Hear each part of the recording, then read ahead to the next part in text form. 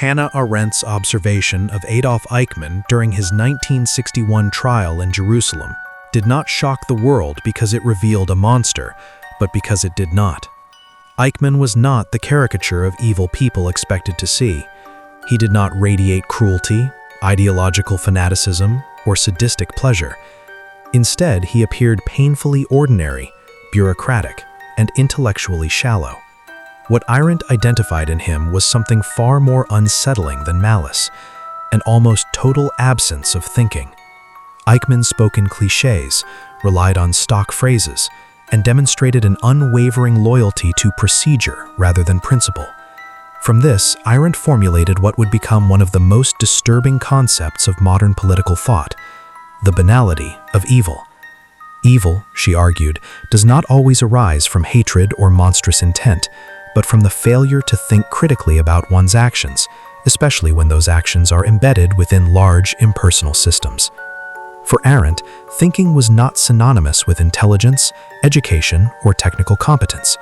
Eichmann was competent. He was efficient. He was organized. What he lacked was the internal dialogue that allows a person to pause and ask whether an action is right or wrong beyond its legality or its approval by authority. This internal dialogue, what Arendt described as thinking with oneself, is the last barrier between obedience and atrocity. When it collapses, individuals do not become evil geniuses. They become instruments. They stop judging and start executing.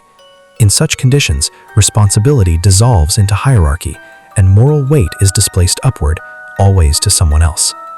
Arendt warned that modern societies are uniquely vulnerable to this phenomenon because they increasingly reward productivity, compliance, and specialization, while discouraging shared political action and moral deliberation. As societies grow more complex and bureaucratic, individuals become isolated within their functions. A person no longer sees the whole, only their task. Moral consequences are abstracted, delayed, or hidden. The result is not fanaticism, but emptiness, a hollowing out of the individual's moral core.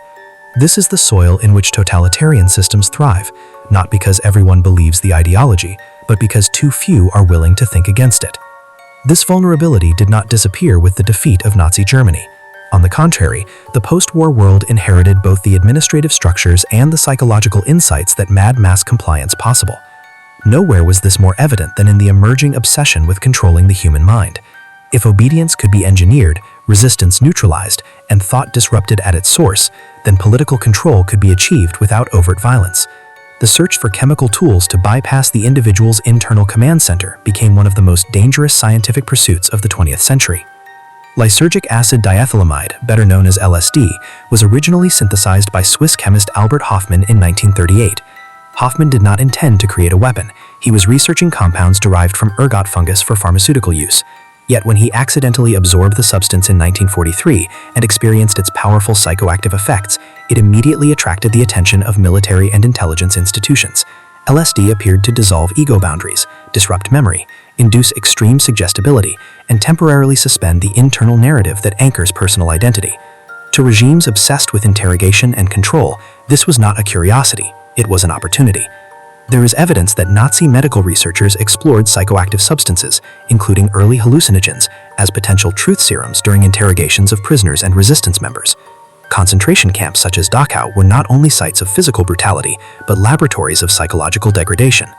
Prisoners were exposed to substances, stress positions, sleep deprivation, and sensory overload to study the limits of human compliance. The objective was not merely to extract information, but to observe how identity fractures under pressure. These experiments were chaotic, cruel, and poorly standardized, but they established a terrifying premise: the mind itself could be destabilized as a method of control. After the war, the moral reckoning many expected never fully materialized. Instead, the Cold War reframed everything. Scientific knowledge, regardless of its origin, was reclassified as a strategic asset.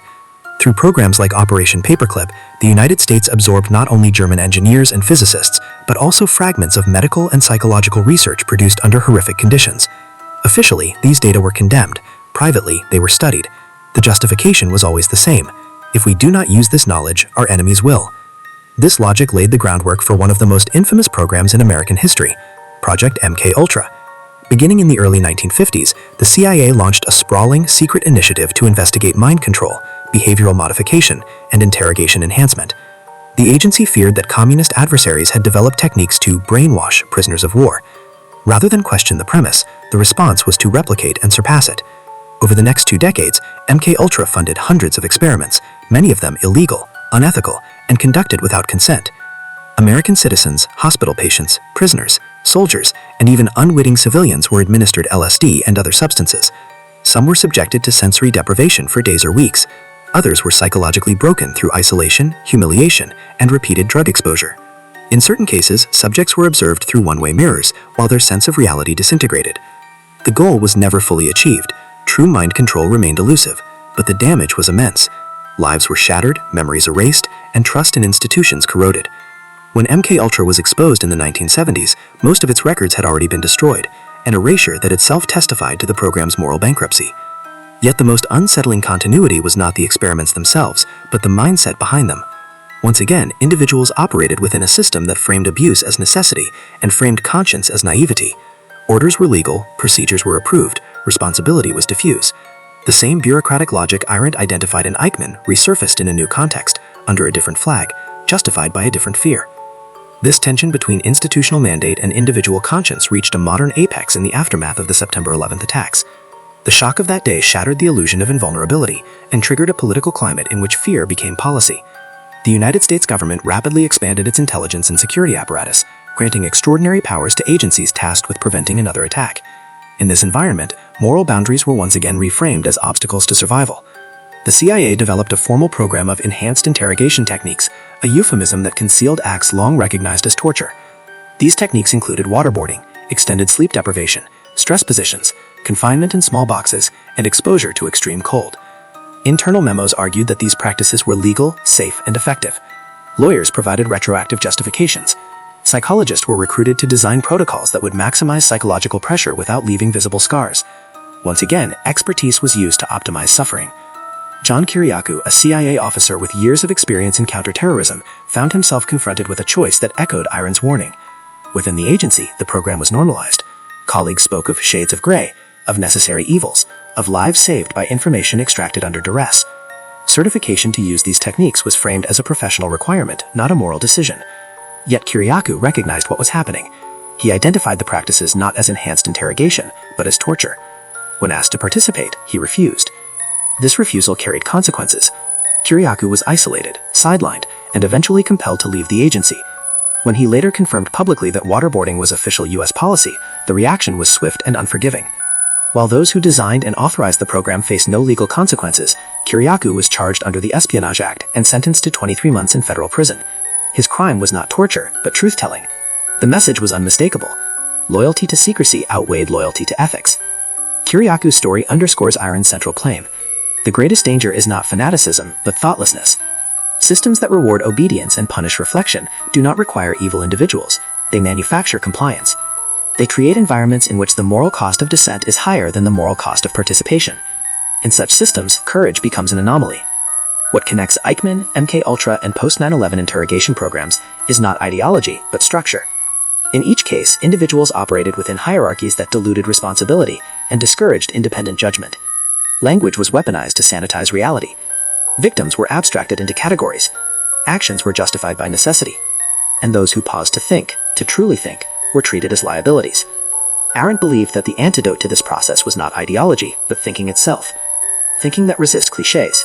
Thinking that refuses to outsource judgment. Thinking that recognizes that legality is not morality, and efficiency is not virtue. This kind of thinking is slow, uncomfortable, and often lonely. It offers no guarantees of safety or reward. But without it, freedom becomes fragile. The lesson of the 20th and early 21st centuries is not that humanity occasionally loses its way, but that it repeatedly builds systems that make losing one's way easy. Bureaucratic normalization of atrocity does not announce itself with sirens. It arrives quietly, embedded in memos, procedures, and professional expectations. It asks individuals not to hate, but to comply. Not to believe, but to function. In the end, the greatest threat to human freedom is not overt tyranny, but the gradual erosion of the individual's willingness to think morally under pressure. Every system that demands obedience without reflection plants the seeds of its own cruelty. Every citizen who relinquishes judgment in exchange for security becomes part of the machine they may one day fear. Arendt's insight remains painfully relevant because it offers no comfort. It does not allow us to believe that evil is rare. foreign, or easily identifiable. It tells us instead that the line between complicity and resistance runs through every individual, every day, and that the cost of maintaining that line is personal courage, the courage to think, to judge, and to refuse. History does not ask whether we are intelligent or skilled. It asks whether we are willing to remain human when systems invite us not to be.